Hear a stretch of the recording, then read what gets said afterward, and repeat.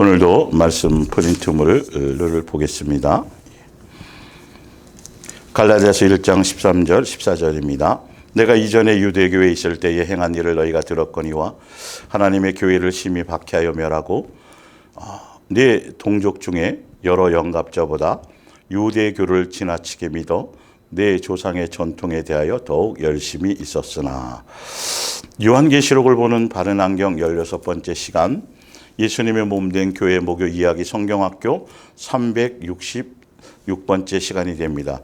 한 3, 4주 또 지금 계속 특히 그 7년대의 환란이라는 그 부분을 좀 더 자세하게 구체적으로 좀 설명하고 있습니다. 그래서 지난주까지 그 기본적인 것들을 다시 한번 배경적인 것들을 설명드렸었죠. 그러니까 성경을 통해서 특히 요한계시록, 그러니까 성경은 어떤 성경이라도 선입견을 가지고 보는 성경은 없는데 희한하게 요한계시록만 어떤 선입견을 가지고 자꾸 그 틀 안에서 성경을 해석하려고 자꾸 받아들이려고 하니까, 그래서 성경을 종말론으로 해석하거나 성경을 가지고 요한계시록이란 그걸 가지고 뭐 전천년서, 후천년서, 세대주의, 종말, 뭐 수많은 10여 가지, 지금 더 늘었을 수도 있어요. 그 수많은 어떤 사상과 교리와 어떤 요한계시록에 대한 어떤 이론들을 가지고 그 생각 안에서 성경을, 요한계시록을 자꾸 이단들이 성경으로 자기의 사상과 교리를 짜맞추는 것처럼 요한계시록을 이 교회에서도 그렇게 지금 하고 있단 말이죠. 그래서 그런 부분들 때문에 지금, 그래서 어떤 종교적인 사상이나 이론이나 이런 것들에 또 교리나 이런 것들에 장로교, 감리교, 침례교 부터 시작해서 다 그들만의 교리 있잖아요.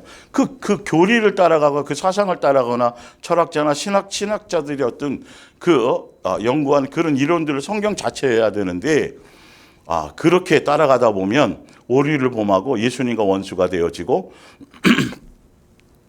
그럴 수 있다는 것이죠. 특히 그럴 수 있는 가장 위험한 책이 바로 요한계시록이기 때문에, 그래서 보면 다시 한번 하고 계속 이어갈게요. 요한계시록은 시간의 순서를 따라 기록한 책이 아니라고 되어 있죠. 분명히 지난주에도 자세히 설명드렸어요. 그래서 2000년 전에 이 글이 쓰일 때나 지금이나 해석이 같아야 되고 성경은 항상 현재성으로 적용해야 되는데 자꾸 요한계시록을 종말론으로 생각해서 종말론 책으로 아예 그렇게 해서 자꾸 시간적인 어떤 순서로 기록된 것처럼 그렇게 잘못 보고 있죠. 두 번째 9번, 요한계시록은 종말론 책이 아닙니다. 요한계시록의 가장 큰 오류는 종말론이라고 정의하고 보는 해석입니다. 그러니까 이런 것 때문에 자꾸 그렇게 자세히 보면 예수님이 재림하는 장면이 아니에요. 요한계시록에는 예수님이 실제로 이 땅에 재림하는 장면 자체가 묘사된 게 없어요. 1장에 내가 구름 타고 오시리라고 표현한 거 외에는 실제로 그 장면은 없는데, 그래서 맨 마지막에 요한계시록 마지막에 뭐라고 돼 있어요? 내가 속히 오리라고 돼 있잖아요. 그래서 어서 오시옵소서예요. 그러니까 요한계시록에는 예수님이 재림하고 있는 장면을 묘사하는 게 없는데 자꾸 그렇게 먼저 생각을 하고 선입견을 가지고 자꾸 보게 된다는 것이에요.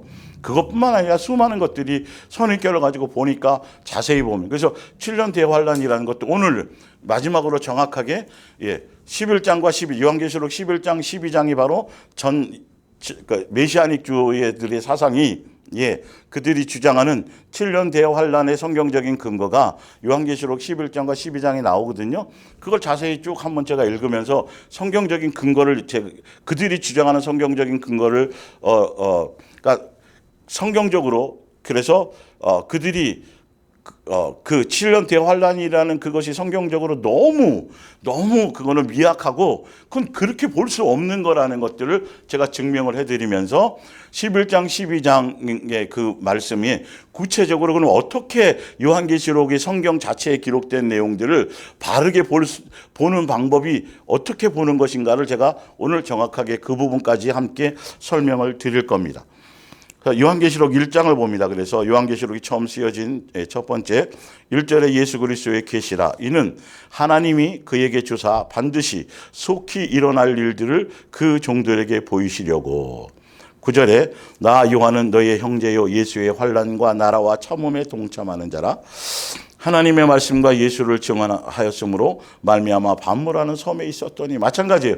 요한계시록에 나와 있는 모든 그 내용들의 핵심은 분명히 사도 요한도 마찬가지고 하나님의 말씀을 받은 말씀의 증인들이고 말씀을 받고 또 예수의 증언 때문에 사람들은 앞으로 예수님 죽고 부활하신 이후에 교회나 모든 것들이 하나님의 말씀 안에서 그 뜻 안에서 살아가는 것과 예수님에 대한 온전한 증거를 갖고 예수의 증인으로 살아가는 그 삶 때문에 고난을 받고 그 삶의 길을 가는 것이 바로 예수님이 오시기 전까지 말세의 시대를 살아가는 사람들이 가는 방향성이라는 것이죠. 이유라는 것이죠. 10절에 그래서 요한계시록 1장에 처음부터 말씀하시기를 뭐라 하냐면 7교회에 대해서 먼저 말씀하세요. 첫 번째가. 첫 번째 부분이. 그래서 주의 날에 내가 성령의 감동이 되어 내 뒤에 나오는 주의 날, 주일날이에요. 그래서 성령의 감동이 되어서 내 뒤에서 나는 나팔소리 같은 큰 음성이 들리니 이르되 내가 보는 것을 두루마리에 써서 에베소, 소모나, 버가모, 두아디아, 사데, 빌라델비아, 라오디게 7교회에 보내라 하시기로. 그래서 요한계시록은 교회로 출발해서 마지막 22장이 새 예루살렘 교회, 바로 그렇게 장성해서 양육받아서 그런 교회로서의 그 길을 방향성을 가는 것을 설명하고 있는 과정들이 요한계시록이에요. 12절에 몸을 돌이켜 나에게 말한 음성을 알아보려고 돌이킬 때에 7 금촛대를 보았는데 이 촛대 사이에 인자 같은 이가 발에 끌리는 옷을 입고 가슴에 금띠를 띠고 그의 머리와 털의 희기가 흰 양털 같고 눈 같으며 그의 눈은 불꽃 같고 그의 발은 풀무불에 단련한 빛난 주석 같고 그의 음성은 많은 물소리와 같으며 그의 오른손에 7별이 있고 그의 입에서 좌우에 날선 검이 나오고 그의 얼굴은 해가 힘있게 비치는 것 같더라. 18절에 곧 살아있는 자라 내가 전에 죽었었노라 볼지어다 이제 세세토록 살아있어 사망과 음부의 열쇠를 가졌노니 그러므로 내가 본 것과 지금 있는 일과 장차될 일을 기록하라. 20절에 내가 본 것은 바로 본 것을 기록하라고 했는데 봤더니 예수님의 뭘 보여주시냐면 그 예수님의 오른손의 7별과 비밀과 또 7 금촛대라. 그래서 7별은 7교회의 사자요. 7 촛대는 7교회니. 그래서 결론은 7교회에게 예수님이 전하라고 말씀하고 계시고 지금 그 7교회는요. 그 위에 이제 요한계시록 1장 옆에 나와 있죠. 예수님이 죽고 부활하신 후에 주 30년부터 311년 동안 약 300년 동안 50여 명의 그 황제들을 거치면서 로마의 안에서 이루 말할 수 없는 핍박과 박해와 이런 것들을 받고 있는 7교회가 지금 그렇게 예수님을 증언하고 하나님의 말씀과 예수님의 증거를 가진 증언 때문에 그들이 어떻게 하고 있어요? 황제 숭배 사상, 황제 숭배를 하지 않고 또 믿음을 지켜나가고 그렇게 하면서 박해를 받고 핍박을 받고 있는 그들의 교회들인데 7교회가 그렇게 하고 있지만 실제로는 예수님이 왕권을 가지시고 통치권을 가지시고 교회 머리로서 교회들을 지금 붙들고 지키고 보호하고 계시다라는 것이죠. 그래서 그 교회를 또 7교회 쪽 내용을 이제 보면 잘못된 것을 회개하게 하시고 너 첫사랑 회복해야 된다부터 시작해서 그 핍박과 그 환난과 그것을 허락하시고 붙들고 계시지만 사단의 도구로 결박된 사단의 도구를 통해서 사용하시면서 교회를 정결케 하시고 또 거룩하게 하시고 또 온전하게 하시고 그리고 아직도 생명책의 이름이 기록되지 못한 사람들은 돌이켜 회개하면서 더 예수님께로 나올 수 있는 기회를 주려고 지금 하기 위해서 너희들이 그 상황을 갖고 있는 것이다라고 해서 내가 이긴 것처럼 내가 너 이겨놓은 싸움이니 너희는 내 사랑 안에 들어와서 이겨라 견뎌라. 계속 그 얘기를 응원하고 계신 거죠. 예수님 내가 지키고 보호하고 있다.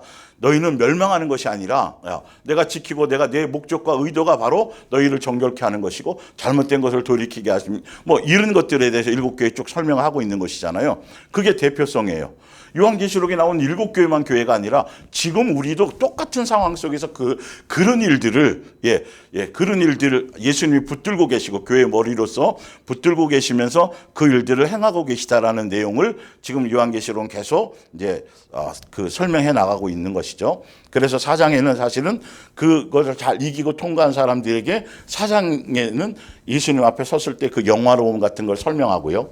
중간중간 그런 장면이 있어요. 그러니까 요한계시록 7장에 가면 14만 4천 나오고 14장에도 또 나와요. 그러니까 7장에 14만 4천과 14장에 14만 4천은 나오는데 거기에는 7장에 있는 내용보다 좀 더 구체적으로 14만 4천이에 대해서 구체적으로 좀 더 보강해서 자세히 14만 4천이 허다한 물이라는 것을 알게 하는 증거를 그 속에 있고 14만 4천은 어떻게 그렇게 상징적인 거죠. 예. 그들은 어떻게 14만 4천의 무리 안에 있게 되었는지에 대한 것들을 좀 더 설명하고 있는 것, 시간 순서로 하고 있는 것이 아니에요. 자, 그래서 에베소서 5장 29절을 보면 분명히 나와 있죠. 그게 위에 이제 보니까 요한계시록 1장 20절 다시 한번 읽어 드릴게요. 내 오른손에 7별의 비밀과 또 7 금촛대라. 그래서 예수님이 교회를 붙들고 교회 사자들을 붙들고 목사들이에요. 예. 그러니까 그거는 원어적으로는 그 목자만이 아니라 사실은 그 교회에 있는 모든 성도, 믿음 안에 있는 성도, 예수님께 붙어 있는 성도들도 예수님이 뭐 하고 있다? 실제적으로 붙들고 계시다는 뜻인데 지금 요한계시록 1장 20절의 이 표현이 지금 오늘 말씀드릴 요한계시록 11장 1절에 성전과 제단과 그의 안에서 경배하는 자들을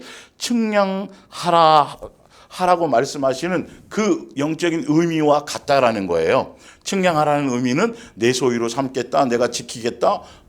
예수님이 그런 뜻이 붙들고 있다라는 어떤 의미를 그렇게 지금 요한계시록 1장 20절의 내용이 11장 1절의 그 내용과 같은 거예요. 자, 의미상으로는요.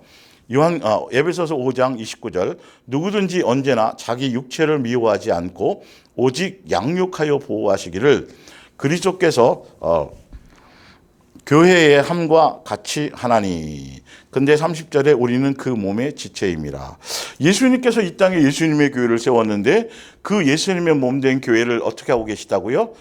양육하실 것입니다. 그러니까 죽고 부활하신 이후에 교회들을 붙들고 계속 뭐 하실 것이다? 양육하실 것이라는 거죠. 우리는 그 교회에 예수님 몸된 교회 지체로서 우리가 있으면서 결론은 또한 교회 안에서 양육을 받을 거라는 것이죠. 그 뜻을 벌써 에베소서 5장에 그렇게 해놓은 거예요. 그러니까 예수님이 살아계실 때만이 아니라 죽고 부활하셔서 왕권을 가지신 이후에 그 통치권을 가지고 교회를 붙들면서 이 말이죠. 결론 뭐한 목적으로? 양육할 목적으로 라고 써 있어요. 자, 그래서 이제 구체적으로 요한계시록 11장 1절로 가보겠습니다.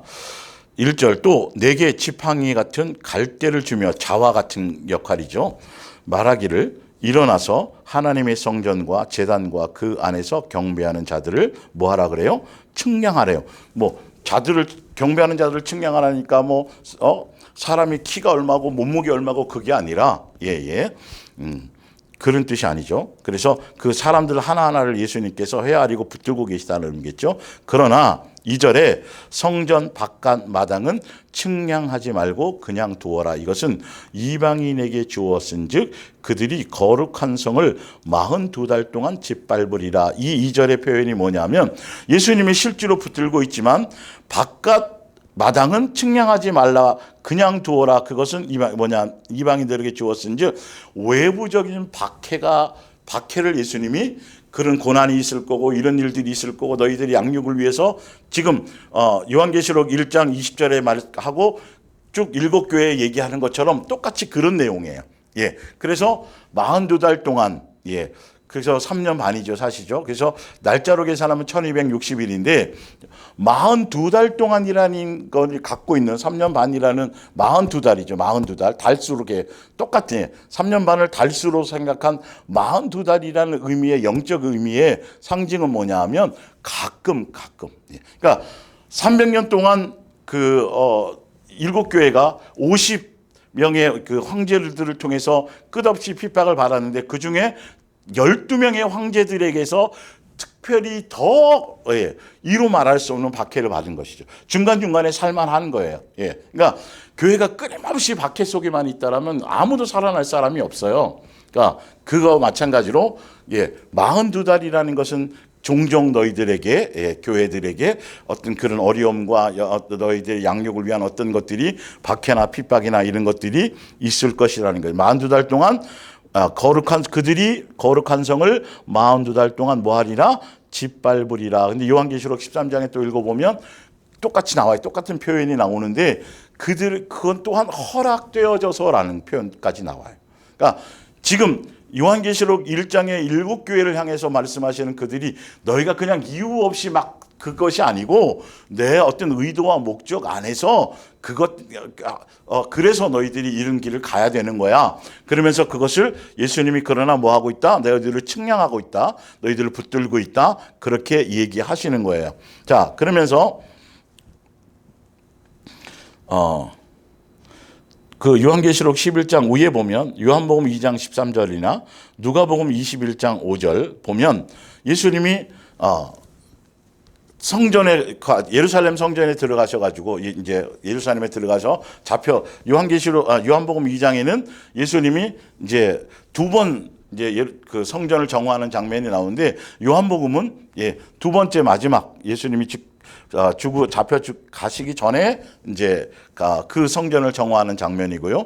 누가복음 21장 5절도 마찬가지로 성전을 정화하는 장면이 나오는데 실제로 예수님이 그 당시에 성전을 정화했던 것처럼 지금 예수님의 몸된 교회도 뭐 하고 계신 거 실제로 정화시키고 있다는 거예요. 더 거룩하게 하고 더 온전하게 하고 더 정결케 하고 불순물을 제거하고 그 태평성대나 뭐 잘 먹고 잘 살고 예를 들어서 편안하다 그걸 통해 갖고 사람은 달라지지도 않고 불순물이 빠지지도 않거든요. 그리고 누가복음 20장 17절에 하고 시편 118편 22절에 보면 어떤 표현이 있냐면 또 밑에 베드로전서 2장 7절에 나와 있는 건 건축자들의 버린 돌이 성전의 모퉁이 돌이 되었다라는 표현이 세 군데 있는 것이 나와요. 그 말은 뭐냐 하면 예수님이 이 땅에 오셔서 사실은 굉장히 성전의 주출돌로서 굉장히 엄청 반석으로서 흰 돌로서 그죠?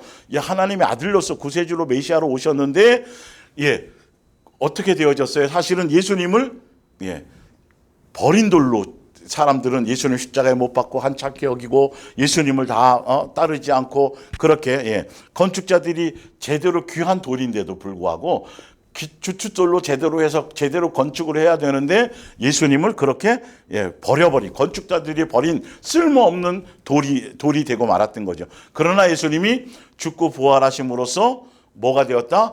진짜 예수님의 성전에 뭐가 되었다? 주춧돌이 되었다라는 거죠. 그런 표현이에요. 지금 7교회가 박해를 받고 있고 핍박을 받고 있고 하고 있지만 그러나 그 교회는 반석 위에 세운 교회이고 예수님의 몸된 교회는 교회 머리가 예수님 교회, 종교적인 교회 말고요. 어쨌든 예수님이 붙들고 있는 교회들은 그 교회의 머릿돌이 누구다? 예수님이다라는 것. 7교회가 바로 그렇게 속해져 있는 교회 안에 있다라는 걸 지금 설명하고 있는 것이에요. 그래서 요한계시록 11장, 근데 지난주 얼핏 말씀드렸지만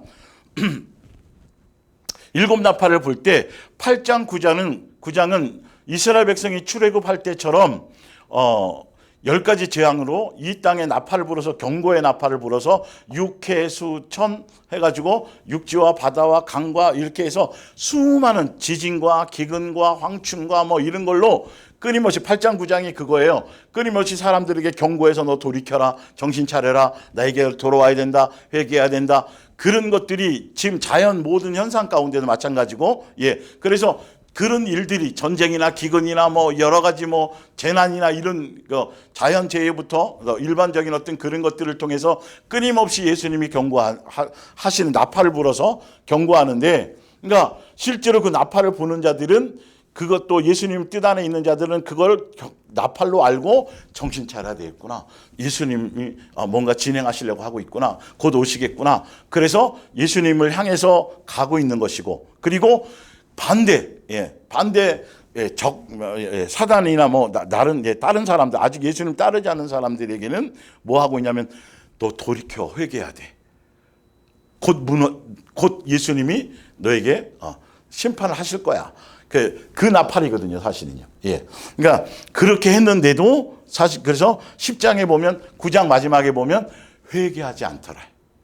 천재지변 뭐 이런 기근 뭐 세상적인 이거 자연재해를 통해 갖고 사람들은 눈 하나 깜짝 하나 하지 않고 예수님께로 오지 않더라는 거예요.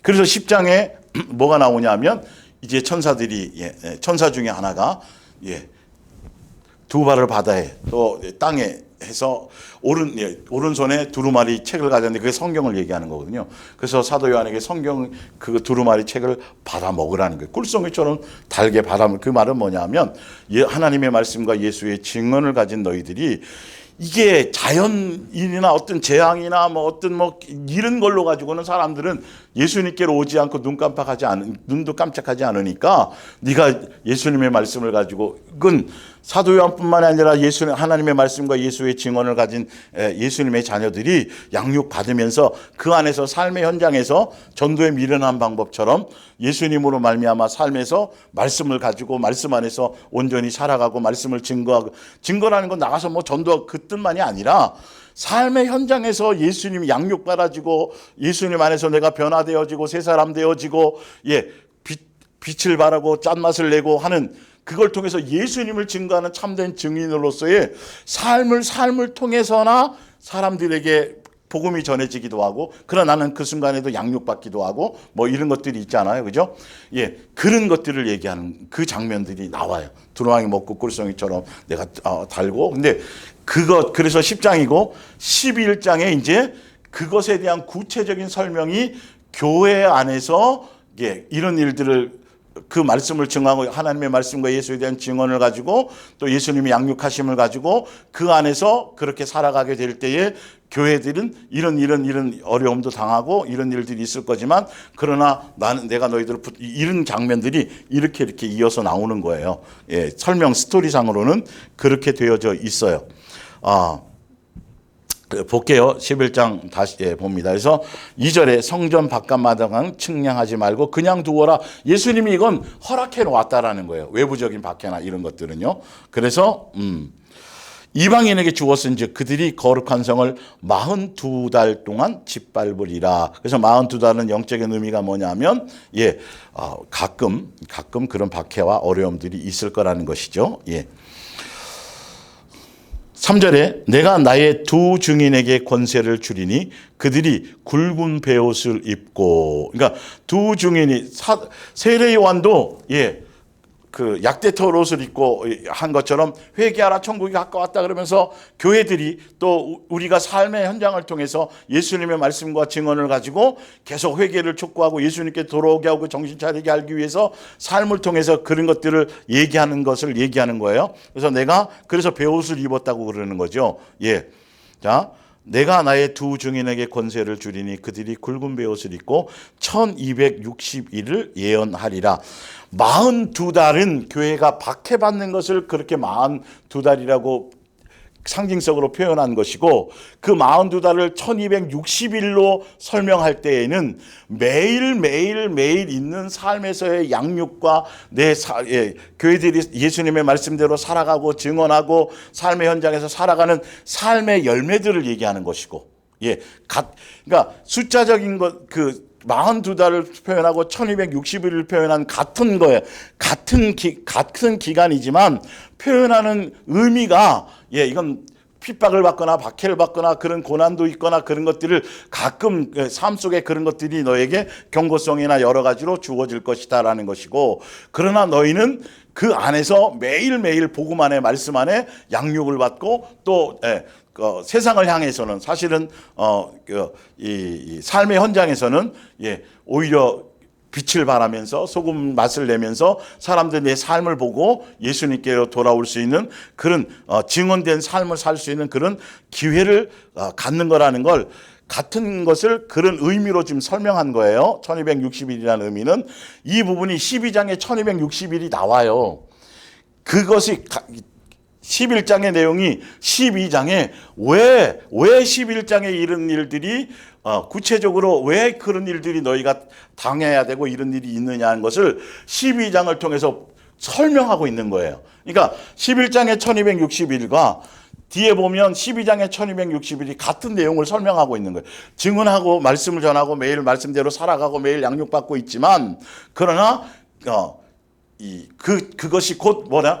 양육 안에서 그런 일들을 양육 안에서 그것이 양육받는 것과 예수님의 증인으로서 살아가는 매일매일 복음 증거 안에서 예수님의 자녀로서의 살아가는 삶과 같은 내용을 동일한 것을 그렇게 설명한 거예요. 보충해서 설명하는 거예요. 읽어보시면 그 의미를 알아요. 생뚱맞지 않아요. 그래서 1260일의 예언하리라는 건 매일 예수님의 증인된 삶을 얘기하는 것이다요. 그들은 이 땅의 주 앞에서 서 있는 두 감람나무와 두 촛대니, 이건 스가랴서 4장 14절에 정확하게 나와요. 그러니까 이게 구약에 있는 성경에 벌써 있어졌고 다 이루어졌고 다 했었던 그 내용들을 요한계시록에 똑같이 그 사건을 가져왔을 때는 영적인 의미로 적용하라고 갖고 온 거예요. 그래서 성경에서 성경을 하행할 수 있도록 그 근거가 나와 있단 말이에요. 자, 보세요. 두 명이나 증인이 둘이라고 나와 있죠. 두 촛대고 두 감람나무. 둘이잖아요. 둘. 이 둘의 의미는 뭐냐면 율법 앞에 법을 적용할 때 반드시 증인이 두 사람이 있어야 되니까 이 율법의 증거, 율법 안에서 그 사람이 법에 대해서가 잘못됐다, 뭐했다 판단하고 그거 할 때는 반드시 두 사람을 데리고 가야 돼. 두 사람이 있어야 되는 뭐냐면 한 사람일 경우에는 거짓말할 수 있고 확증을 할 수가 없잖아요. 그래서 율법 안에서 자꾸 둘이라는 두 증인이라는 그 영적인 의미, 그 둘이라는 의미냐면 그 증인이 증언하는 그 증언이 뭐하다? 거짓이 아니라 참이다. 나 거기 같이 있었어요. 맞아, 이 사람 하는 얘기가 맞아요. 그 뜻의 의미예요, 사실은. 율법을 증거할 때 두세 증인이라고 얘기할 때 둘의 개념 자체가 그런 뜻으로 쓰여졌어요. 자, 볼게요. 또 그래서 스가랴서 4장 14절에 보면 증언이 참되다는 뜻이고 율법에서의 두 증인이라는 의미가, 그래서 스가랴 4장 14절에 뭐가 어떻게 나왔냐면 예수님 앞에서 섬기는 기름 부음 받은 두 사람이라고, 두 감람나무와 두 촛대가 예수님 앞에서 섬기는 기름 부음 받은 두 사람, 예수의 증언을 가진 사람이라는 걸 찾아보시면 나와요. 그걸 그대로 써놓은 거니까요. 5절에 만일 누구든지 그들을 해하고자 하면 그들의 입에서 불이 나와서 그들의 원수를 삼켜버릴 것이요, 누구든지 그들을 해하고자 하면 반드시 그와 같이 죽임을 당하리라. 6절에 그들이 두 증인이죠. 예수님의 말씀과 증언을 가진 사람들이, 그들이 권능을 가지고 하늘을 닫아 그 예언을 하는 날 동안 비가 오지 아니하였고, 이게 구약의 열왕기상 17장 18장에 나오는 딱 이 얘기를 들으면 누구에 대한 얘기예요? 엘리야에 대한 얘기라면. 두 증인이 있고 앞에 두 증인이 나와 있잖아요. 두 증인이 하나는 누구냐면 엘리야를 얘기하는 거예요. 여기서는요. 근데 이건 상징성이에요. 구약에 엘리야가 그런 증언을 하고 있었단 말이죠. 이세벨이나 바알이나 아세라 신을 섬기고 있는 그들을 향해서 그들을 다 타락하고 다 배신하고 있으니까 예수님이 어떻게 해요? 3년 반 동안 비를 오지 않게 만들었잖아요. 그리고 끊임없이 그 당시에 선지자들이 다 죽임을 당했어요. 몇 명 안 남았다 그러죠. 엘리야도 나까지 이제 죽게 생겼고 누구도 죽고 선지자들이 다 죽어 갔는데, 그런데 3년 반에 그 3년 반 동안 비를 오지 않게 하시면서 예수님이 뭐하게 하시는 것이죠? 돌이키게 하는 거죠. 그래서 정신 차려라. 그 재난과 그 환난과 그걸 통해서. 그래서 엘리야를 지금 얘기하는 거죠. 엘리야가 그 시대에서 복음을 전하는 선지자로서의 그 환난 가운데서, 이스라엘 비가 오지 않은 그 환난 가운데서 엘리야는 선지자로서 많은 선지자들이 죽임을 당하고 있는 그 핍박 가운데서 똑같이 지금 시대나 똑같이 일곱 교회처럼 있을 때 엘리야는 말씀을 갖는 증언자로서 선지자로서 예언가로서 그렇게 자기 목숨의 위협을 받아가면서까지 뭐 했다고요? 증언하는 자들이 그런 역할을 하고 있었다라는 거예요. 상징성입니다. 지금 이 시대에 요한계시록에 이 두 사람 두 증인 밑에 모세가 나오는데요. 하여튼 그 사람들이 또 두 증인이라는 뜻을 갖고 있지 않아요. 이제 설명드릴게요. 자, 성경은 그래서 엘리야에 대한 표현이죠. 또 권능을 가지고 물을 피로 변하게 하여 누구죠? 모세죠. 물이 피가 된 10가지 재앙을 통해서 모세에 대한, 그러니까 그렇게 성경을 인용해서 분명히 성경은 답을 내고 있다는 것이죠. 그래서 앞에서 말하는 두 증인이 구약의 두 증인이 있었잖아요. 모세도 어떻게 돼 있어요?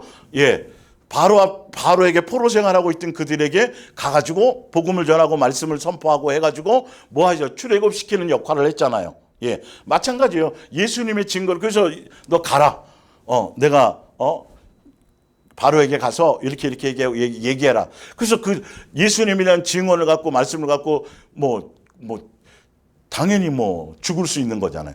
죽음을 각오하고 가서 복음을 선포했잖아요. 예. 그 모습. 그 증인이란 두 증인이라는 게 이제 구약에 있는 걸 상징성으로 근데 이 사람들이 역할이 다 그런 역할이었다라는 거죠.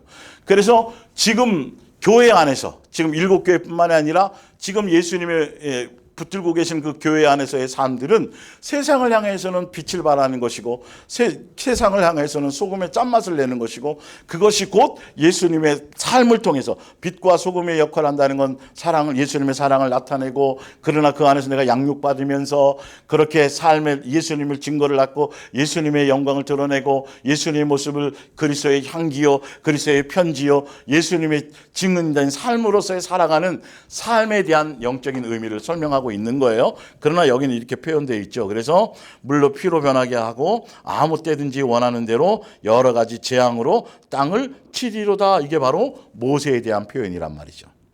그래서 그런데 이제 두 증인이 자 볼게요.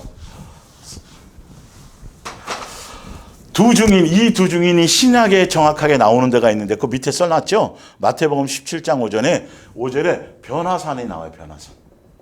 변화산에 누가 있어요? 엘리야와 누구요? 모세. 신약에서 구약에 지금 아까 말했던 그 인용했던 요한계시록 인용돼 있던 누구예요? 두 증인이에요. 예. 근데 이들이 베드로가 그러잖아요. 와, 모세와 예수님과 엘리야가 있는 것을 딱 보니까 막 마음이 감정이 막 감정으로 신앙생활 하는 거 아니에요? 그래서 여기다가 초막 셋을 짓대 예수님하고 모세 뭐 이렇게 얘기하잖아요. 자, 그럴 때 뭐라 그래요? 예수님. 그리고 나서 하늘에서 음성이 딱 들려요. 뭐라 그러냐면 이는 그 밑에 이렇게 써놨죠. 예. 제가 이게 왜 그러냐면 지금 해나갈 게 많은데 이게 7년 대환란 나중에 설명하려고 그랬던 걸 지금 좀 땡겨서 하다 보니까 계속 큰 저기도 없는 건데 하도 많은 사람들이 이 첫째 부활부터 시작해가서 휴거 또 환란 받는다 자꾸 이 잘못된 그리고 세상 돌아가는 거 이스라엘에 회복되는 거 무슨 전쟁이 일어나는 거 사회가 자꾸 이런 것에 마음을 너무도 많이 빼앗기고 그래서 좀 이걸 설명하려다 좀 구체적으로 제대로 성경을 근거로 설명하려니까 자꾸 시간이 그렇게 돼요. 자꾸 길어져 가고 있어요. 그래서 제가 그냥 구절을 써놓고 여러분들 다시 찾아보시면 돼요. 거기 뭐라냐 이는 내 사랑하는 아들이요 내 기뻐하는 자니 너는 그의 말을 들으라 그랬죠. 두 증인이 나타났었단 말이에요. 베드로는 우와 여기서 같이 이 땅에서 집 짓고 살면 되겠네요 했더니 그게 아니고 하늘에서 들려오는 음성은 뭐라냐면 이는 내 사랑하는 내 기뻐하는 자나 너희는 엘리야나 모세의 말을 말고 지금은 누구의 증인대라는 거죠. 나 예수의 말을 들으라. 예수의 말을 듣고 예수의 증언된 그게 지금 요한계시록에 나와 이 시대의 두 증인은 특정한 또 두 사람이 아니에요. 특정한 또 두 사람, 이것도 지금 상징이잖아요. 또 엘리야와 모세가 다시 나오는 게 아니고 자꾸 이걸 잘못 어떤 생각을 갖고 하니까 이만희가 뭐고 또 누가 누굴 거고 내가 두 증인 중에 한 사람입니다. 그러고 자꾸 쓸데없는 소리를 하는데 여러분 이건 다 성경에 답을 내놨잖아요. 엘리야 모세가 두 증인의 대표였는데 지금 봤더니 결론은 엘리야도 아니고 모세도 아니고 누구예요? 예수의 말을 들으라. 예수님의 증언을 가진 모든 사람들은 증인이 되는 거예요. 그 예수님의 증인으로 우리가 이 땅에 살아가는 거예요. 제자로서 예수님의 삶의 모습을 드러내는 거예요. 예수님이 주신 새 계명을 따라 그 계명 안에서 우리가 양육을 받으면서도 그 계명 안에 살아가는 자체가 뭐 하는 거다? 증인된 삶이라는 거예요. 우리가 그 증인된 삶을 영적으로 지금 설명하고 있는 장면이 바로 그거예요. 특정한 누가 아니라는 거예요. 의미를 아시겠어요? 7절에 그들이 그 증언을 마칠 때에 무저갱으로부터 올라오는 짐승이 그들과 더불어 전쟁을 일으켜 그들을 이기고, 무저갱에서부터 올라온다니까 뭐예요? 벌써 이건 결박당한 상태를 얘기하는 거란 말이에요. 마귀가 결박된 상태인데 예수님이 허락을 받아서 필요에 따라서 뭐 하기 위해서 성도들을 양육하고 돌이키게 하고 설명드렸죠. 몇 주 전부터 계속 이 부분은 여러분 자세히 설명드렸으니까 벌써 지금 요한계시록 11장에 나와 있는 이때 벌써 마귀는 뭐 되어 있는 거예요? 요한계시록 1장에 7교회 출발할 때부터 벌써 예수님은 사망과 음부의 권세를 가진 거란 말이에요. 예. 그러니까 11장은 당연히 그 권세 안에서 얘기하는 거라는 거예요, 지금. 시간적으로 좀 된 게 아니에요. 자. 쫓겨나서 결박되어 갇혀 있는 상태를 얘기한다. 구체적으로 표현이 12장 7절에 이제 왜 갇히게 되었고 왜 이렇게 이유가 있는지 12장 7절에 보충해 설명하고 있는 거죠. 무저갱에서 올라오게 된 그 짐승에 대해서 8절에 그들의 시체가 큰 성 길에 있으리니, 이 큰 성은 바벨론 성을 얘기합니다. 바벨론이요. 뒤에 18장에 나와요. 그 성은 영적으로 하면 소돔이라고도 하고 애굽이라고도 하니, 곧 그들의 주께서 십자가에 못 박히신 곳이라. 이것도 뭐예요? 세상을 얘기하는, 예수님이 세상 한가운데서 죽으셨잖아요. 예루살렘 성에서 죽은 것이 아니에요. 소돔과 고모라도 세상의 대표적인 타락한 도시로서의 어떤, 바벨론은 말할 것도 없고 다. 그래서 그 큰 성에 대해서 밑에 제가 설명을 해놨죠. 베드로전서 5장 13절에 보면 바벨론에 있는 교회라고 얘기했는데, 이 바벨론이 실제로 옛날에 있었던 메소포타미아에 있는 그 교회가 아니라 그 당시에 로마를 얘기하는 거예요. 로마가 다스리는 세상을 얘기하고 있는 것이고, 그게 요한계시록 18장 21절에서 24절에 나오는 바벨론, 그러면 벌써 소돔과 고모로, 그러면 실제로 옛날에 그 도시 자체를 얘기하는 것이 아니라 영적인 의미의 상징성, 세속화되고 타락하고 향락주의 그게 대표적인 것. 그러니까 우리는 세상 한가운데에서 믿음을 지키며 예수님의 모습을 드러내며 그렇게 살아가는 삶을 얘기해요. 수많은 어려움과 그 길들을 가는 것을 얘기하는 거겠죠. 그 성은 영적으로 하면 설명 나오잖아요. 소돔이라기도 하고 애굽도 세상의 대표적인 것이죠. 곧 그들의 주께서 십자가에 못 박히신 곳인데 바로 세상의 가장 중심을 뜻한다. 사단의 영향력 아래에 있는 세상 안에서 우리가 세상 한가운데서 살아가고 있다. 사실은 환영받지 못하죠. 세상이 우리를 미워하죠. 그러나 우리는 두려운 것도 아니고 염려할 것도 아니고, 왜? 세상을 다 이겨놓은 거예요. 우리는 왕권을 가지고 섬김으로 예수님의 증인으로서 왕 같은 제사장으로서 하늘나라 백성으로 예수님의 소유로 베드로전서 2장에 나오잖아요. 벌써 예수님의 교회 안에 속해 있다라는 건 벌써 그런 그 권세 안에서 우리가 이 땅에서 존재하고 있는 거란 말이죠. 그것을 얘기하는 거예요. 9절의 백성들과 족속과 방언과 나라 중에서 사람들이 그 시체를 사흘 반 동안을 보며, 잠깐이란 소리입니다. 사흘 반이라는 건 무덤에 장사하지 못하게 하리라. 10절에 왜 장사하지 못, 이 의미는 뭐냐면 고대 그 이스라엘에서 가장 큰 흉악한 범죄가 죄가 가장 큰 죄가 뭐냐면 시체를 찾지 못하는 죄. 그래서 연자맷돌을 목에 걸고 바다에 빠뜨려 버리면 시체가 없어요. 왜냐하면 시체가 있어야 내세를 생각하는 거니까요. 시체가 없으면 내세도 없다라고 하는 그 사람들이 어떤 고대의 어떤 그런 신앙들이 있기 때문에 가장 잔인한 죽음이 뭐냐면 시체가 없는 거예요. 그러니까 자, 장사하지 못하게 하리라. 10절에 이 두 선지자가 땅에서 사는 자들을 괴롭게 한 거로, 두 선지자, 아까 두 증인이죠. 예수의 증언을 가진 사람들이 땅에서 예수님 믿지 않은 사람, 세속에 속한 사람들을 뭐 하게 하고 있다고요? 괴롭게 하는 거죠. 가인과 아벨처럼. 가인은 마귀에게 속해가지고 있는데, 아벨은 예수님의 뜻 안에서 바르게 살아가고 있으니까 가인이 보기엔 아벨이 막 죽이고 싶고 시기와 막 질투와 막 이러는 거예요. 이런 거. 미움 당할 수밖에 없는 그런 것들이죠. 그러니까 말씀대로 뜻 안에서 바르게 살아가면 많은 곳에서도 핍박받고 시기받고 이럴 수 있다라는 거예요. 지금 그런 것을 설명하고 있는 거예요. 한고로 땅에 사는 자들이 그들의 죽음을 즐거워하고 기뻐하며 서로 예물을 보내니 축하하려 하더라. 11절에 3일 반 후에 하나님께로부터 생기가 그들 속에 부활한다 시킨다라는 거예요. 그러니까 너희가 지금 예수님 안에서 교회 붙들고 있지만 황제 숭배 사상 안에서 순교당하는 사람도 있고 죽는 사람 믿음을 지키면서 죽는 사람도 있고 여러 가지 일들이 있고, 그러나 너희 입술에는 권세가 있어서 불이 나간다는 말이면 복음, 말씀의 권세, 그걸 얘기하는 거예요. 삶의 모습, 삶에서 나가는 예수님의 증인으로서의 살아가는 삶의 것들, 그걸 지금 그렇게 표현해 놓은 거예요. 그러나 죽임을 당할 수도 있다라는 거예요. 근데 뭐 한다? 부활시켜 주신다.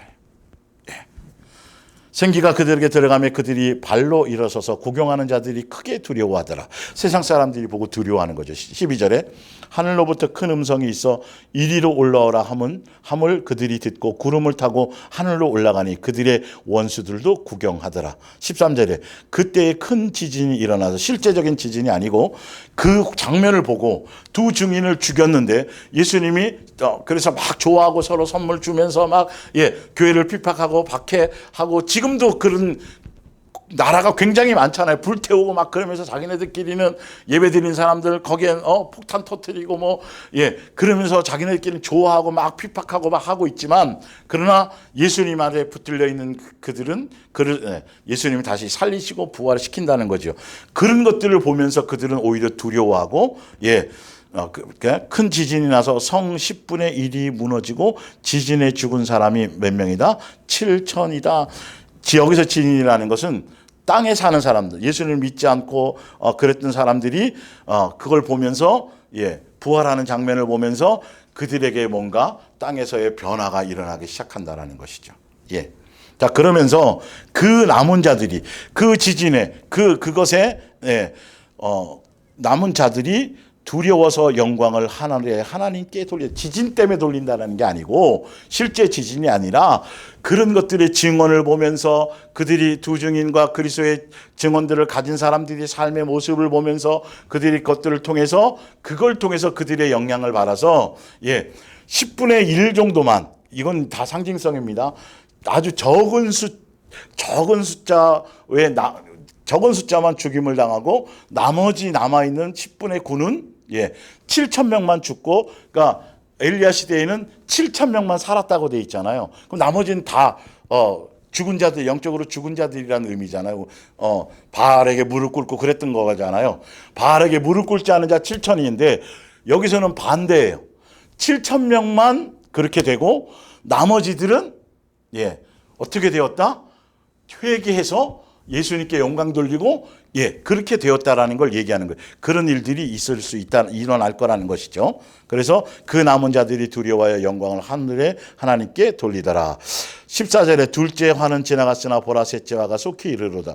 15절 일곱째 천사가 나팔을 불며 하늘에 큰 음성이 들이 나서 이르되 세상 나라가 우리 주와 그의 그리스도의 나라가 되어 그가 세세토록 왕노릇 하시리로다. 16절에 하나님 앞에서 자기 보좌에 앉아있던 24장로가 엎드려 얼굴을 땅에 대고 하나님께 경배하여 이르되 감사하옵나이다.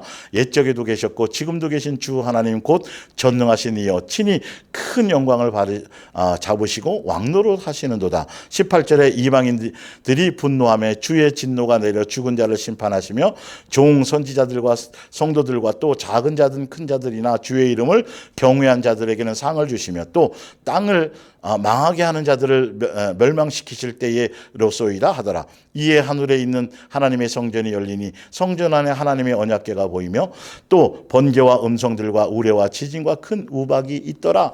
결론은 벌써 예수님의 나라, 예수님이 이 땅에서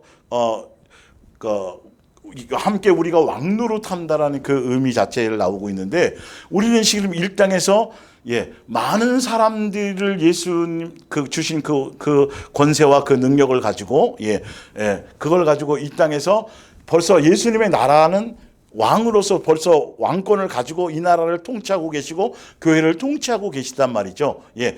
그 안에서 아직도 예수님을 제대로 따르지 않고 믿지 않는 자들에게서 예수님이 그들을 돌이키게 하고 회개하고 예수님의 나라 왕권을 갖고 있지만 그런 자들에게 돌이키게 하고 그들이 다시 예수님께 영광을 돌릴 수 있도록 하기 위한 뜻도 있다라는 걸 얘기하는 거예요. 자, 그거 지금 요한계시록 11장의 장면 거기서 11장의 2절 거기 뒤에 나오는 1260일 동안 뭐 하는 거?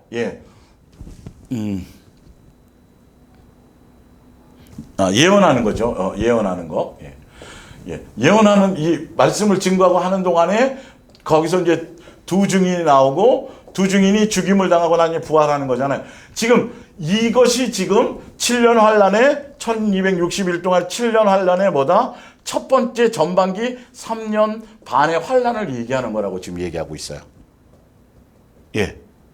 이건 영적인 상징성에 지금 7교회가 어떤 일을 당하고 있고 당하고 있지만 예수님이 그걸 그 12장에 더 구체적으로 이것을 더 자세하게 왜 이런 일을 당하는지에 대해서 자세하게 왜 무저갱에서 올라온 자들이 예수님이 허락해서 그들이 지게 만들기도 하고 어떤 게 잠깐 핍박과 박해 그 장면을 구체적으로 설명하고 있는 거잖아요. 왜 짓밟으리라 3달 반 동안 그것에 대한 설명을 하고 있는 것이죠. 자, 요한계시록 2장 10절을 볼게요. 서머나 교회에 보면 10절에 너는 장차 받을 고난을 두려워하래요, 두려워하지 말래요. 요한계시록에 7교회 좀 얘기하시는 거예요. 두려워하지 말래요, 고난을. 지금 고난을 받고 있거든요, 사실은. 앞으로도 받을 거거든요. 볼지어다 마귀가 장차 너희 가운데에서 몇 사람을 오게 던져 시험을 받게 하리니 이 마귀는 지금 결박된 상태입니다. 너희가 11일 동안 환난을 받으리라. 그러나 내가 죽도록 충사 끝까지 뭐하라? 예수님의 사랑을 놓치지 않고 붙들고 있으나 이 말이에요. 야고보서 1장에 나와죠. 그리하면 내가 생명의 관을 영생을 내가 주리라. 그 지금 요한계시록 11장에 나와 있는 두 증인의 상황과 같은 내용이에요. 자, 버가모 교회를 볼게요. 13절에 내가 어디에 사는지를 내가 아노니 거기에는 사탄의 권자가 있는데라. 내가 내 이름을 굳게 잡아서 내 충성된 증인 나오네요.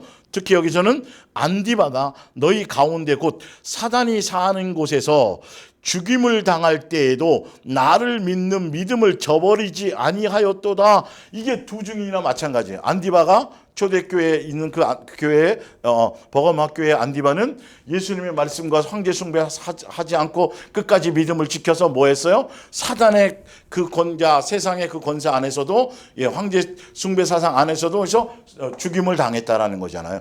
지금 11장에 대해서 요한계시록 그 7교회가 당하고 있는 장면을 요한계시록 11장에 왜 그런 일이 있어지고 교회가 바르게 어떻게 살아가야 되고 예수님 안에 살아가는 교회들이 어떤 일을 그 장면을 지금 설명하고 있는 거예요. 보세요. 14절 그러나 내게 두어 가지 책망할 것이 있나니 거기 내게 발람의 교훈을 지키는 자들이 있도다. 발람이 발락을 가리켜 이스라엘 자손 앞에 걸림돌을 놓아 우상의 제물을 먹게 하였고 또 행음하게 하였느니라. 이와 같이 내게도 니골라당의 교훈을 지키는 자들이 있도다. 그러므로 회개하라. 그리하지 아니하면 내가 내게 속히 가서 내 입의 검으로 그들과 싸우리라. 순교한 사람이 나온대요. 순교했던 믿음을 잘 지켰다고 칭찬해요. 근데 이게 뭐 크고 대단한 뭔가를 지금 말씀하시지 않고 그것보다 그건 그건데 내가 오히려 네 교회에 책망할 것이 있는데 지금 너는 세상주의에 물에 돈에 빠져 있어. 거짓 선자를 세상을 사랑하게 만들고 간음하게 만들고 세상적으로 물들게 하고 세속주의로 가고 있게 하는 그들에게 우상 제물을 먹고 니골라 당의 교훈처럼 교회에 집사 장로 이렇게 층을 나누면서 이렇게 세상적인 물을 가지고 있는 그것들을 너희가 아직도 처리하지 못하고 이기지 못하는 순교당한 그 교회 안에서 지금 순교를 당한 사람도 있어요. 믿음을 지켜서 요한계시록 11장의 두 증인처럼 예수의 증언을 가지고 제대로 가는 사람도 있는데 그 교회 안에서도 아직도 니골라당에 따지고 발람의 교훈을 따라가고 그런 것들이 이 영적인 상징성이잖아요. 지금도 예수님은 지금 순교도 순교지만 더 중요한 건 밑에 이거 빨리 너희가 돌이키자고 회개하지 않으면 너는 큰 심판대 앞에 설 거야. 정신 차려. 이런 것들을 돌이키고 이런 것들을 예수님이 뭐 하시기 위해서요? 예, 이것들을 정신 차리게 하고 돌이키고 정화시키고 새롭게 하고 양육시키기 위해서. 그러나 그 양육 안에서는 우리가 양육 안에 살아가고 있지만 외부적인 핍박이나 뭐 이거 없는 교회도 있어요 지금. 그러나 지금 똑같이 그런 외부적인 핍박과 박해 속에 죽어가는 사람들이 많은 교회도 지금도 있어요 사실은. 그러나 외부적인 핍박이 없더라도 중요한 건 뭐죠? 내가 양육받아 가면서도 지금 내 삶의 현장에서 죽을 것 같이, 그냥 죽을 것 같은 힘들고 어렵고 영적인 어떤 것들이 내가 얼마나 많은데요 사실은요. 그걸 꼭 외부적인 박해만을 얘기하는 것이 아니란 말이에요. 양육되어지는 것들이 중요한 거라는 거예요. 매일매일 우리가 예수님에서 양육받으면서 옛사람이 죽은, 내 그냥 육체의 사람이 죽는 것보다 옛사람에 대한 어떤 내 자존심, 또 내 어떤 이론, 내 종교적인 어떤 습관들, 이런 것들을 빼내고 하는 것들이 이게 더 힘들고 어려운 거라는 거예요 사실은요. 알고 보면 그런 것들까지 다 포함하고 있다는 걸 얘기하고 있는 것이죠. 그러니까 자꾸 어떤 박해, 환란, 핍박, 뭐 7년대 지금 이 내용을 보면 더군다나 이거에 대한 보충 설명이 12장인데 이게 무슨 7년대 환란의 근거가 될 수 있겠냐고요. 이게 그런 뜻이냐고요. 망하게 한다는 게 아니잖아요. 이 부분이 유대인들이 남아가지고 아직 첫째 부활에 참여하지 못한 자들이 남아서 당하는 그 얘기가 아니에요. 지금 7교회에 대한 얘기를 그걸 하고 있는 거예요. 그는 모든 교회들이 그 시대마다 있을 거 아니겠어요. 동일한 내용 안에서 지금 그 길을 갈 거라는 거예요. 요한계시록 12장 볼게요. 지금 11장 12장만 해도 시간이 이렇게 가네요. 이게 너무도 딱딱하게 고정관념으로 그렇게 박혀 있어서 그래서 제가 지금 자세히 또 이거 굳이 이렇게까지 안 했는데 정말 정확하게 아시라고, 흔들림이 갖지 마시라고 하는 거예요. 1절, 하늘에 큰 이적이 보이니 해를 옷 입은 한 여자가 있는데 그 발 아래에는 달이 있고 그 머리에는 12별의 관을 썼더라. 창세기 37장 9절에 야곱이 꿈꾸는 장면, 에서 그 보면 이런 표현들이 나오는데 야곱이 통해서 12지파가 나오잖아요. 그게 구약의 교회를 얘기한단 말이죠. 사실은 그거에 대한 것을 상징성으로 끌고 온 거예요. 그 장면을요. 구약의 교회를 얘기해요. 그래서 여자 뒤에 본 창세기 3장에 여인의 후손, 바로 그 여자가 구약의 교회를고 여인의 후손은 바로 예수님이란 말이에요. 자, 2절에 이 여자가 그래서 교회는 계속 생산해야 되거든요. 사람을 자꾸 양육해내야 되거든요. 그래서 여자로 표현을 해요. 이 여자가 아이를 베어 해산하게 되면 아파서 배를 애를 쓰며 부르짖더라. 3절에 하늘에 또 다른 이적이 보이니 보라 한 큰 붉은 용이 있어 머리가 7이요 뿔이 하늘에서 있어지는 현상이 지금 이건 아직 이때에는 아까 11장에는 무저경에서 나왔잖아요. 그죠? 12장은 그러니까 왜 무저경에 들어간 거에 대한 것, 거기서 나왔는지에 대한 것을 12장에 그걸 설명하고 있다니까요, 지금. 11장에 1260일이 예언은 날마다 예언해야 되나 증거해야 되나 그 말이나 그것과 그 1260일 안에 그걸 하면서 그러나 사람들은 교회들은 12장에 1260일 나오는 건 후반기 3년 반을 따로 뭘 얘기하는 게 아니라 그들은 그 안에서 뭐 안에서 양육 안에서 이 일들을 하고 있는 거라는 걸 그걸 설명하고 있는 거예요. 그냥 읽으면 아는 거예요. 그래서 큰 붉은 용이 있어 머리가 7이요 뿔이 10이라. 능력과 권세가 많다는 거예요. 10이라는 건. 그리고 머리가 7이요 뿔이 10이라는 건 사단에 대해서 계속 똑같은 표현하면 그건 사단을 설명하고 있는 거예요. 상징이에요. 그 여러 머리에 7 왕관이 있는데 그러면서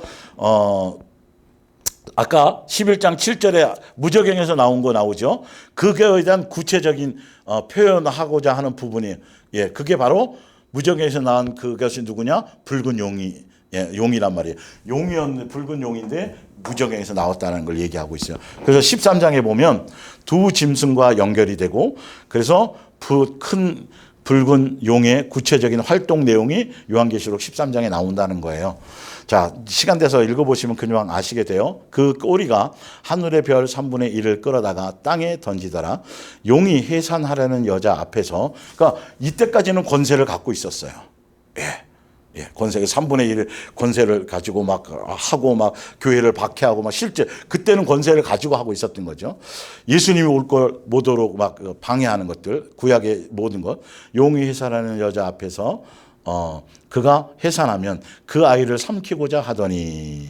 그래서 마태복음 이 장면, 구약의 교회를 예수님이 오실 그 길들을 방해하며 구약의 교회를 무너뜨리고 예수님이 출생하게 예수님이 이 땅에 오시면 그 예수님을 죽이고 삼키려고 하는 그 사단의 목적이 바로 그런 것들이거든요. 그래서 옆에 다니엘서 7장 7절이나 13장 1절에 보면 교회가 해산하는 여자를 교회로 표현해서 교회가 그 표현들이 다니엘서에 나와요.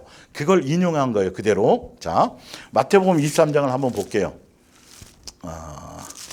조금만, 그 12장은 그 전에 좀 했었기 때문에 오늘 다 마쳤고 다음 주에는 하여튼 다른 주제로 좀 요한계시록을 보는 안경 안에서 다른 거예요. 자, 37절. 예루살렘아 예루살렘아 선지자들을 죽이고 내게 파송된 자들을 돌로 치는 자여, 암탉이 그 새끼를 날개 아래 모음같이 내가 내 자녀를 모으려고 한 일이 몇 번이더냐. 그러나 내가 원하지 하나였더라. 보라 너희 집에 황폐하여 버려진 바 되리라. 내가 너희에게는. 그래서 끝없이 예수님이 오실 거다 예언하고 구약의 교회가 계속, 구약의 교회는 예수님의 그림자고 신약의 교회는 예수님의 실체가 오신 것이잖아요. 그래서 구약의 교회를 통해서 신약의 교회가 탄생하는 거거든요. 그러니까 끊임없이 교회는 계속 생산해내려고 하고 계속 하고 있었는데 그럴 때마다 사단은 죽였어요. 선지자 죽이고 다 하고 결론은 예수님까지 죽이는 거죠. 자, 데살로니가 전서 2장 15절에 한번 볼게요. 데살로니가서 2장 15절.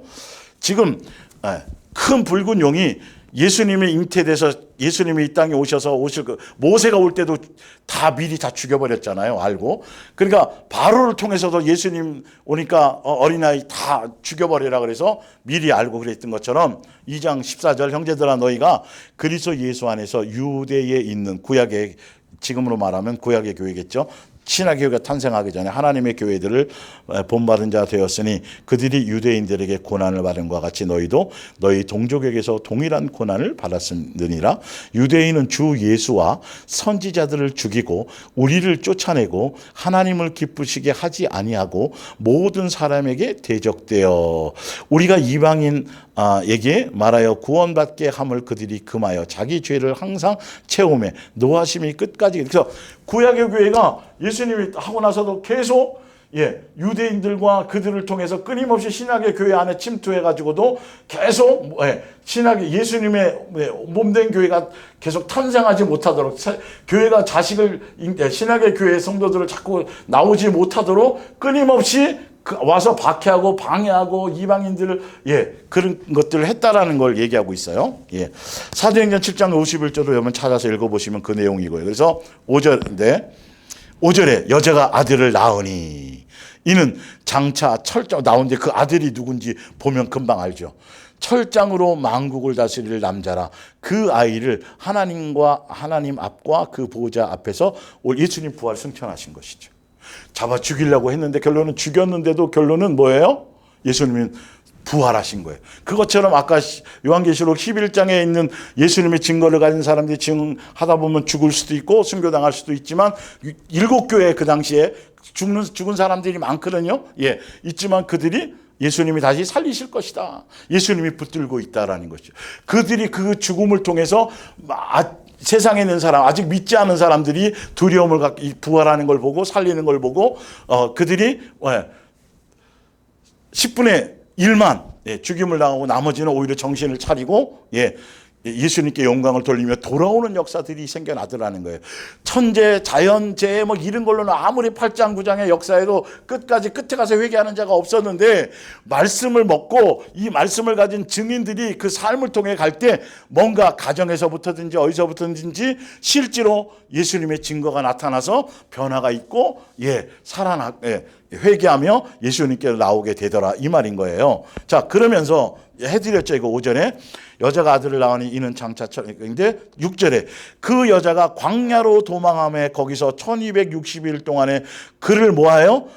양육받는 거잖아요. 그게 이 장면이잖아요. 이게 11장에 매일 1260일 동안 뭐 하는 거? 예수님이 증언하는 거. 예, 여기 광야, 이스라엘 백성이 광야 교회 생활을 했었죠. 그렇죠? 예, 예. 거기서 양육받았죠. 예수님이 또 어디로? 광야로 나가서. 맞죠? 예. 우리도 지금 광야 안에서도, 예, 광야 안에서 우리 뭐 하고 있어요? 계속, 예, 예. 지금 교회들이 광야 가운데서 아까 예수님 예배서 5장에 양육받고 있잖아요. 지금도 계속 양육받고 있는 거예요. 그러나 매일매일 예수님의 증인으로 살아가는 것이고요. 예. 자, 멸망하고 죽고 없어진다는 게 아니에요. 위하여 하나님께서 예비하신 곳이 있더라는 거예요. 7절에 하늘에 전쟁이 있으니 예수님이 직접 마귀하고 싸우는 게 아니라 천사장이 미가엘이 와가지고 예, 불법을 저질러 버렸고 죄 없는 예수님을 죽여버려서 예, 예수님이 부활하심으로 말미암아 사망 권세 이기고 음부의 권세 이기고 마귀의 머리를 상하게 하고 이제 예, 예수님 죽이려고 그러다가 구약의 교회를 자꾸 박해하면서 예, 그런 걸 행하던 그가 이제 쫓겨나는 장면을 얘기하는 하늘의 전쟁이 있으니 그러니까 11장에 대한 그것에 대한 설명이에요. 12장은요 보강이고요. 13장은 또 구체적인 설명이고요. 12장에 대한 하늘의 전쟁이 있으니 미가엘과 그의 천사들이 용과 더불어 싸울세 용과 그의 사자들도 싸우나 이기지 못하여 다시 하늘에서 그들이 있는 곳을 쫓겨났다. 큰 용이 내쫓기니 옛뱀 아담과 하와를 미혹했던 그 옛날 그 옛뱀 똑같은 거에 다 곧 마귀라고도 하고 사탄이라고도 하며 온 천하를 꿰던 자라. 창세기 3장 13절에 나오죠. 예. 그가 땅으로 내쫓기니 그의 사자들도 그와 함께 내쫓기니라. 예. 여자가 이르되 뱀이 나를 꿰므로 내가 먹었나이다 했잖아요. 그 꿰던 그가 예, 이제 정식으로 쫓겨났다라는 건 이제는 결박당했다는 거예요. 그 직위를 박탈당했다라는 거죠. 예. 내가 또 들으니 하늘에서 큰 음성이 있어 이르되 이제 우리 하나님의 구원과 능력과 나라와 또 그의 그리스도의 권세가 나타났으니 우리 형제들을 참수하던 자 곧 우리 하나님 앞에서 밤낮 참수하던 자가 뭐 했고요? 쫓겨났고. 스가랴 3장 1절부터 2절 읽어보시면 그 부분 나와요. 11절에 또 우리 형제들이 어린 양의 피와 자기들이 증언하는 말씀으로써 그를 이겼으니. 예. 1장 18절에 그 사망과 음부의 열쇠를 예수님이 가졌다고 나왔죠. 요한계시록 1장 18절에요. 예, 그 장면이죠. 그들은 죽기까지 자기의 생명을 아끼지 아니하였도다. 12절에 그러므로 하늘과 그 가운데에 거하는 자들을 즐거워하라. 그러나 땅과 바다는 화 있을진저 이는 마귀가 자기의 때가 얼마 남지 않은 줄을 알므로 크게 분내어 너희에게 내려갔음이라 하더라. 그래서 13절에 용이 자기가 땅으로 내쫓긴 것을 보고, 그러니까 마귀가 이제 있고 쫓겨내서 결박당한 상태잖아요. 그러면서 이제 복음이 자꾸 해서 땅끝까지 전해지고 구약의 교회를 통해서 신약의 교회가 계속 생성되고 자꾸 신약의 교회가 탄생해서 복음이 땅끝까지 전해지면 마귀는 이제 지금은 판결만 너 땅땅땅 사형 판결만 받아서 딱 결박되어 있는 상태지만 이 땅끝까지 증언이 되면 어떻게 돼요? 이제는 집행이 돼버리니까 때가 얼마 이걸 지금 방해 예. 그런 마음으로 지금 내려왔단 말이에요. 이제 쫓겨났단 말이에요. 그러나 이제는 지 멋대로 되지 않죠. 목줄이 딱 지어져 있어서 예수님의 허락 안에서만 활동할 수밖에 없는 자가 된 거예요. 자, 그 장면이에요. 그러니까 그거를 지금 11장이 11장을 지금 교회를 박해하고 42달 동안 그 당하는 그게 바로 뒤에 12장에 이른 것 때문에 이른 내용으로 지금 그 두 증인을 죽이고 뭐 하고 있는 그게 이른 것 때문이라는 걸 설명하고 있는 거예요.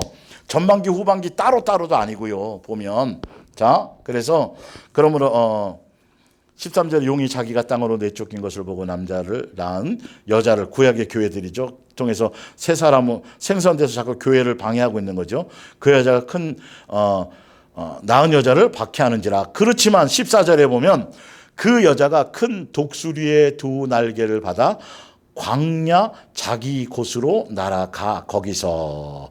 그런데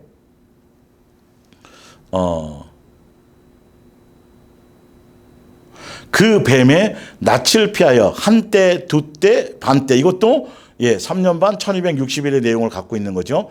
양육 받음에 또 그 얘기하는 거예요. 그런데요, 자, 두 날개를 받아 광야 자기 곳으로 날아갔다고 하는 게 출애굽기 19장 4절의 내용을 인용한 거예요. 출애굽기 19장 4절에 뭐로 되어 있냐면 내가 애굽 사람에게 어떻게 행하였는가, 내가 어떻게 독수리 날개로 너희를 업어 내게로 인도하였음을 너희가 보았느니라. 똑같은 표현이에요.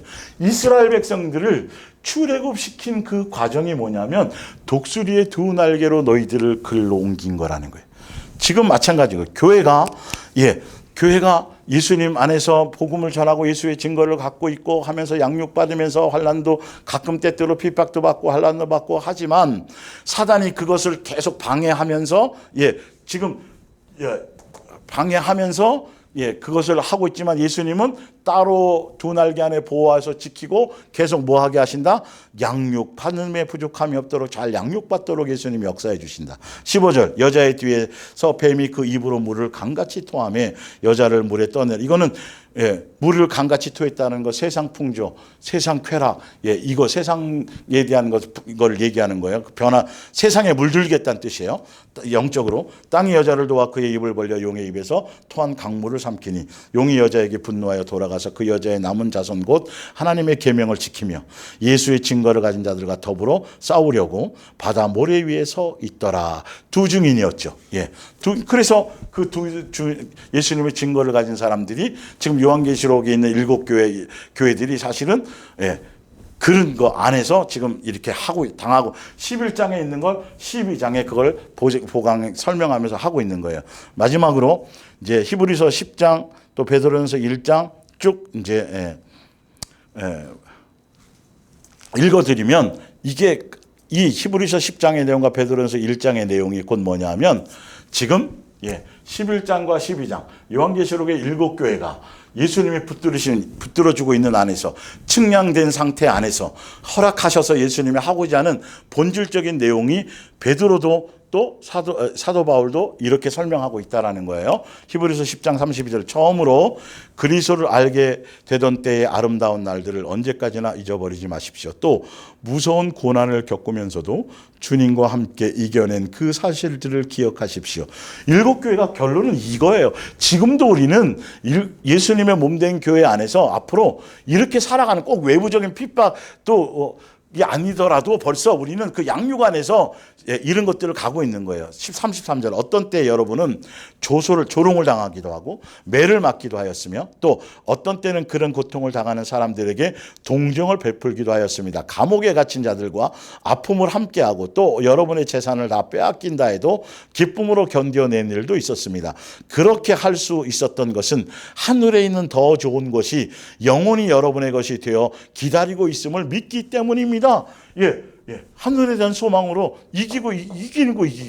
이겨나가는 거죠. 그러므로 여러분은 어떤 일이 닥치더라도 주님을 믿고 의지하는 마음을 잃어버리지 마십시오. 장차 여러분이 받을 보상을 언제나 35절이 핵심이에요. 7년 대환란이 중요한 게 아니고 환란이 목적이 아니라니까 요한계시록은요. 성경이 다 계속 그 얘기를 하고 있잖아요. 36절 하나님께서 약속해 주신 것을 받고자 한다면 하나님의 뜻에 따르는 인내가 필요합니다. 그러나 그리스도께서 오실 날이 그다지 많이 지체되지는 않을 것입니다. 하나님을 올바로 믿는 사람은 어떤 경우에도 주께 대한 믿음과 신뢰로 살아야 합니다. 그렇지 않고 만일 뒷걸음질을 쳐 물러서려 한다면 하나님께서 기뻐하시지 않을 것입니다. 우리는 하나님께 등을 돌리거나 비참한 운명에 처해서는 안 됩니다. 그보다 하나님을 믿는 믿음이 우리를 구원하리라는 확신을 갖고 살아야 됩니다. 요한계시록 11장의 내용이 바로 12장도 마찬가지다 포함해서 요한계시록의 2장 3장에 나오는 7교회에 대한 삶의 그거나 지금도 마찬가지고 영적으로 우리가 예수님의 교회 안에서 빛된 삶을 살거나 양육받으며 가는 삶의 여정은 바로 외부적인 박해가 있든 없든 어떤 것과 전혀 관계없이 사실은 뭐하고 있는 거다? 지금 히브리서 10장처럼 그런 삶을 가고 있는 거라는 거예요. 베드로전서 1장 4절 하나님께서는 우리를 위하여 값으로 따질 수 없는 엄청난 선물인 영원한 생명을 준비해 두셨습니다. 하늘에 보관되어 있는 그 선물은 순수하고 때가 묻지 않았으므로 절대로 변질되거나 부패하는 일이 없습니다. 그리고 하나님께서는 여러분의 믿음을 아시고 크신 능력으로 여러분이 하늘에서 영원한 생명을 얻을 수 있도록 안전하게 지켜주십니다. 이 영원한 생명은 장차 올 마지막 날에 모든 사람이 얻게 될 것입니다. 그러므로 진심으로 뭐 하십시오? 기뻐하십시오. 예수님의 일곱 교회에 대한 예고가 똑같은 거예요. 지금 우리도 앞으로도 마찬가지로 그냥 환난과 핍박 뭐 이게 중요한 것이 아니고 이렇게 살아가는 게 중요한 거란 말이에요. 지금 답을 다 내놓았잖아요. 11장 12장의 그 의미지 7년 대환란을 얘기하는 얘기가 아니라니까요. 이게. 자, 그러므로 기뻐하십시오. 이 세상에서는 잠시 동안 아까 1260일 3년 반 그죠? 3년 반 잠시 동안 여러 가지 시련으로 괴로움을 당하겠지만 앞에는 영원한 즐거움이 기다리고 있습니다. 그 얘기라니까요. 11장 12장 13장이 요한계시록 7교회가 요한계시록에 나와 있는 내용들이 어떻게 살아가야 되는지 뭐 그런 것들이 지금 그 내용이란 말이에요. 지금 이게 요한계시록만 가지고 하면 안 되는 거예요. 자, 이러한 시련 여러분의 믿음이 얼마나 강하고 순수한 것인가를 보고자 하는 시험에 불과합니다. 마치 금이 불에 정연되어 순금으로 만들어지는 과정처럼 말입니다. 그러나 여러분의 믿음을 어찌 달아 없어질 금에 비교할 수 있겠습니까? 여러분의 믿음이 불과 같은 시련 속에서 연단을 받은 후에도 강한 믿음으로 남아 있을 수만 있다면 여러분은 예수 그리스도를 한번 있다면 그리스도께서 다시 오시는 그날에 많은 칭찬과 영광과 영예를 얻게 될 것입니다. 여러분은 예수 그리스도를 한 번도 뵌 적이 없는데도 사랑하고 있습니다. 지금 7교회에 있는 성도들이 예수님을 본 적이 없을 수도 있죠. 쭉 부활하신 이후니까. 똑같죠. 그렇지만 한 번도 뵌 적이 없는데도 사랑하고 있습니다. 지금 그분의 모습을 보고 있는 것도 아니면서 그분을 믿고 있습니다. 지금 여러분은 땅 위에 살고 있지만 땅 위에 살면서 핍박받고 미움받고 뭐 하고 있지만 다 말로 다 표현할 수 없는 하늘로부터 오는 기쁨으로 행복감에 젖어 있습니다. 바로 이 같은 믿음이 여러분의 영혼을 구원할 것입니다. 이걸 얘기하는 거예요. 여러분들이 하여튼 그래서 오늘 이제 7년 대환란이란 그거 성경적으로 굉장히 근거가 희박하고 여기에 매이지 말고 계속 성경에 정확한 그러면 11장 12장 그 뜻이 뭐냐? 바로 이런 의미라는 것이죠. 이런 영적인 의미로 지금도 현재성 있게 그 당시에 7교회에도 적용됐지만 지금도 우리에게 동일하게 적용되는 현재성의 말씀의 영적인 의미가 바로 이런 것을 설명하기 위함이라는 것이죠. 그래서 사실 여러분들이 사회생활 하다 보면 오늘 또 이렇게 목요일 날 여러분들이 이렇게 시간을 잊지 않고 정신없이 분주하다 보면 오늘 목요일이야 벌써 이렇게 돼서 예배 드릴 수 있는 목요일 날도 여러분 빠지지 않고 이렇게 말씀을 사모해서 예배 드릴 수 있는 이것도 사실은 큰 믿음을 지키는 거고 이것 또한 예수님의 은혜로 되어지는 거예요. 이런 거 하나가 사소한 게 아니란 말이에요. 꼭 외부적으로 뭐 총칼 들이밀고 뭐 전쟁이 일어나서 뭐 너 죽여 살려 이게 아니라 지금 이렇게 태평성대에도 영적인 긴장감을 가지고 세상 사랑하지 않고 돈 사랑하지 않고 부하려 하지 않고 세상에 물들지 않고 세상 풍조 따르지 않고 예수님을 놓치지 않고 예수님 안에서 날마다 내 옛사람의 것들을 옛사람을 죽이고 장사 지내고 불순물을 제거하고 용광로를 통과해서 새 사람으로 계속 예수의 증인된 삶으로 살아가는 이것도 또한 동일하게 적용될 수 있는 거란 말이에요. 근데 왜 특정한 외부에서 어떤 특정한 어떤 기간 동안에 무엇을 받을 왜 그거를 자꾸 생각하고 있냐는 거예요. 이 본질에 수없이 이렇게 성경에 계속 답을 내고 있는데 그 본질을 따라갈 생각은 하지 않고 속지 말라는 거예요, 여러분. 그런 얘기 전하고 막 유튜브상에 떠들고 막 자꾸 7년 대환란 막 이렇게 부각하는 거 다 이거는 잘못된 거예요. 거짓 선지자인 거예요. 사실 알고 보면 전혀 근거가 희박하잖아요. 좀 읽어보세요. 그게 그 내용이 아니잖아요. 그래서 7년 대환란에 대한 환란, 핍박, 박해, 휴거 이런 거에 대해서는 더 이상 제가 오늘도 이제 그래도 그 의심스럽거나 뭐 한 게 있으면 개인적으로 또 하시기 바랍니다. 기도하겠습니다.